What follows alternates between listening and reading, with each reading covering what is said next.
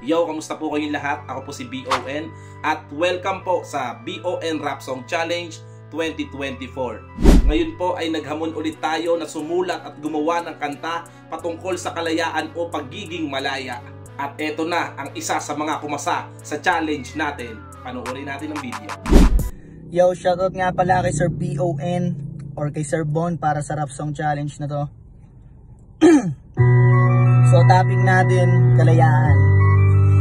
So hindi na tayo masyado sanay sa mga ganitong topic, pero ito yung mga best topic, lalo na sa mga rap challenge.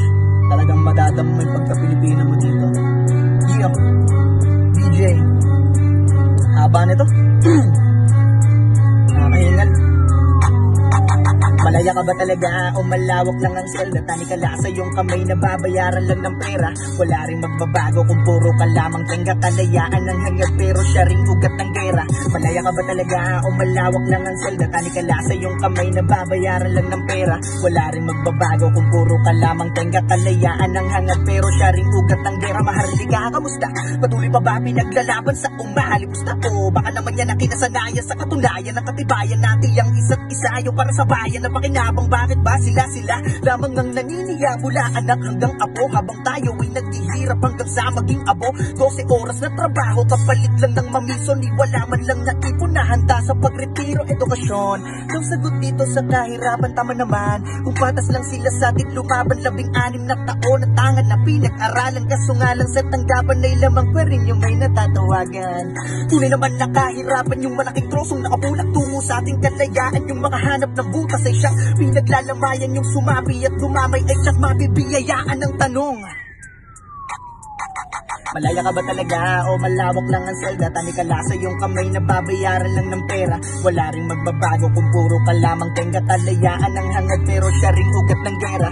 Malaya ka ba talaga o malawak lang ang selda? Tani ka la sa iyong kamay na babayaran lang ng pera. Wala ring magbabago kung puro ka lamang tengga. Kalayaan ang hangad pero siya ring ugat ng gera. Sa banyaga, taas noong nakaluhod, isang pitik lang ng daliri malugot na susunod. Di na ko magtataka kung ba't alipin ka itrato, eh ikaw nagpaalipin ka sa sarili ting bansa mo. Ito man naman kung paano ba kaibahan, kung sila di mo pwede palagan, pag sila naman mga nagawan, malamang palabas na naman si kabayan ng laban. Ano ba yan?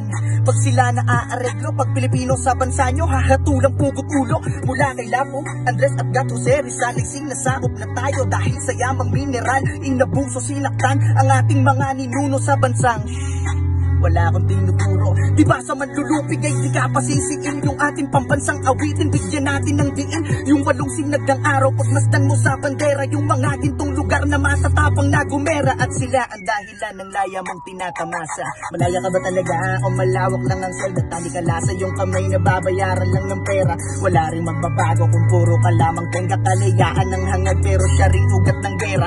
Malaya ka ba talaga o malawak lang ang selda? Tali ka la sa iyong kamay na babayaran lang ng pera. Wala rin magbabago kung puro ka lamang tengga. Kalayaan ng hangad pero siya ring ugat ng gera. Yeah! Maraming salamat po. At kung nagustuhan niyo po ang entry niya bilang suporta, i-like at i-share mo na. At huwag niyong kalimutang gamitin ang mga hashtag na to. Good luck at maraming salamat po. Peace out.